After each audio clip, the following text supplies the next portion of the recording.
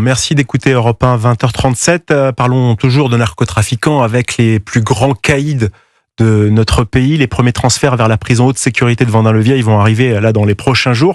Pour contrer ce trafic de drogue, une centaine de narcotrafiquants considérés comme très dangereux va rejoindre cette prison ultra sécurisée de Vendin-le-Vieil. C'est dans le Pas-de-Calais. Ça va se faire, je vous le disais, dans les prochains jours avant la fin du mois de juillet. Mohamed Amra, tristement connu pour son évasion qui a coûté la vie à 2 surveillants au péage d'Incarville, c'était en mai de l'année dernière, a fait partie de ces 100 détenus transférés dans cette prison de très haute sécurité. Tous les autres prisonniers ont également un sacré pédigré. Vincent Roy, ce n'est pas un risque de mettre les plus dangereux criminels ensemble, même si on le sait, ils vont avoir très peu de chances de communiquer, mais quand même, ils seront pas loin.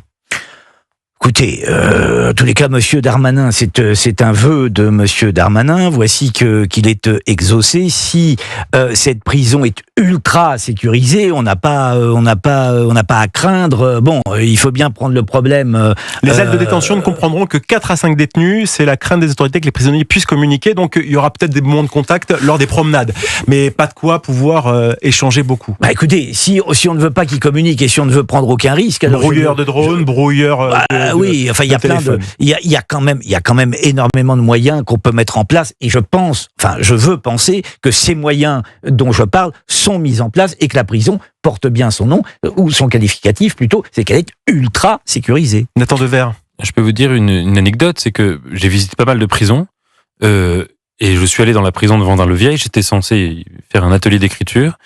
La prison de Vendin-le-Vieil est la prison la plus sécurisée qu'il m'ait jamais été donné de visiter, avant même les mesures de Darmanin.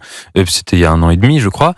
Et je peux vous dire que même avant donc cette restauration de la prison et cette nouvelle organisation, le contact entre les détenus était quasiment minime. Les brouilleurs de téléphone fonctionnaient, c'est pas à merveille, c'est fonctionné de façon impressionnante, et c'était une prison qui était déjà réservée à des détenus qui avaient des profils particulièrement ciblés.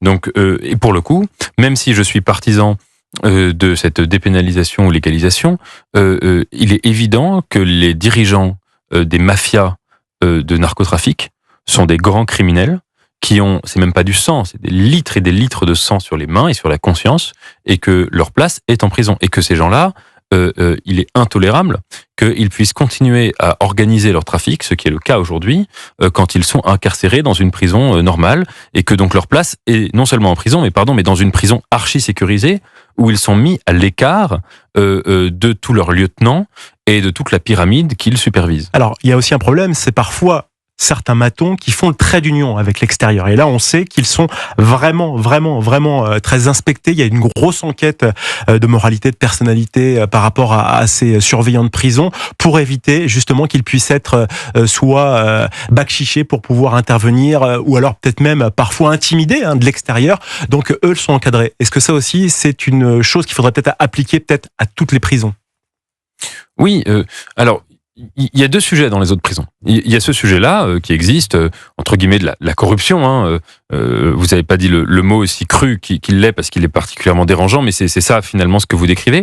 Et il y a un deuxième sujet dans les autres prisons, qui est le fait qu'il y a un mythe au sujet des prisons, qui est le mythe de la prison comme lieu hermétique parce qu'elle a des remparts. Ça ne fonctionne pas ainsi. Une prison n'est pas un lieu hermétique. Le nombre de téléphones portables qui sont dans les cellules, on le sait. Les rapports qui sont entre le monde carcéral et l'univers extérieur font que, malgré les murs, surtout dans un monde numérique, la prison n'est pas un lieu hermétique. Je pense que si on devait vraiment faire un changement sur les autres prisons...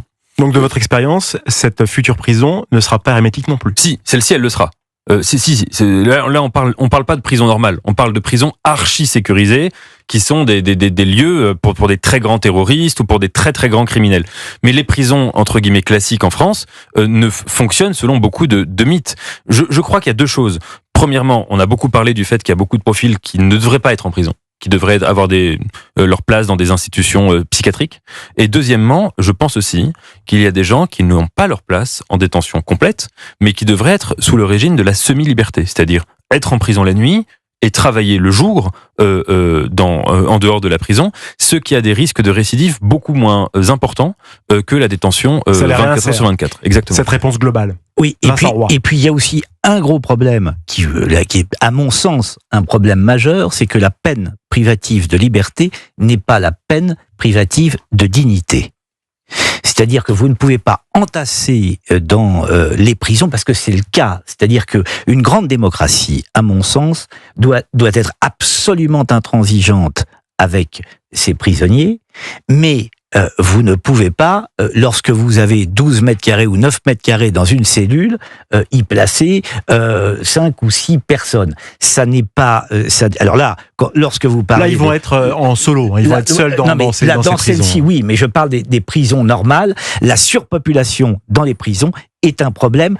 Et une grande démocratie ne doit pas se comporter ainsi. Je veux revenir juste sur justement notre millier de détenus qui va être concerné, qui est considéré comme dangereux et obligation à les isoler. Là, on va avoir une centaine de détenus, ces fameux gros caïds qui vont être mis à l'isolement. Les 2 autres prochaines prisons de très haute sécurité devraient ouvrir le 15 octobre à Condé-sur-Sarthe. Et puis une autre en Guyane d'ici 2028, ce sera à Saint-Laurent-du-Maroni. Alors là, on est carrément en pleine jungle guyanaise. Cette réponse-là, elle va prendre du temps. Est-ce que vraiment ces prisons font peur aux caïds, à ces géants du narco? Ça fait partie des espérances de Monsieur Darmanin.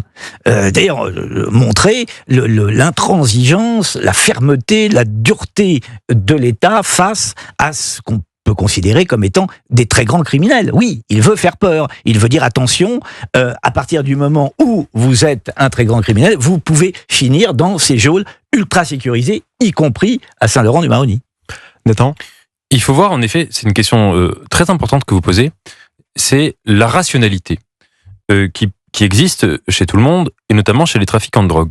La comédienne Marie Saint-Filtre avait réalisé un documentaire très intéressant sur un certain nombre de quartiers, les quartiers nord à Marseille, etc., et sur les dealers dans ces quartiers. Et en fait, les dealers qu'elle interviewait, c'était passionnant, répondaient, écoutez, moi, je fais un métier qui me rapporte beaucoup d'argent.